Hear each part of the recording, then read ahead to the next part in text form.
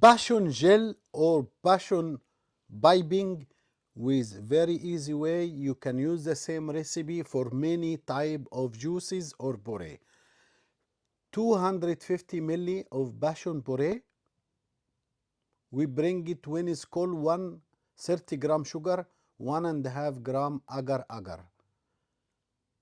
Very important, when it's cold we mix all together, then we start to cook for 3 minute boiling. After boiling for 3 minutes, we put in container.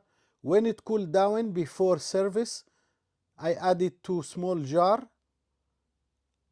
and then I have hand blender. It will be very smooth.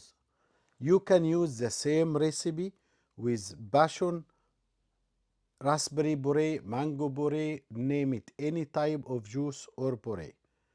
You mix it, you add it to food dispenser, and then you can piping in your plated dessert, even in bonbon, you name it. This is a food dispenser, added all the quantity and ready for service.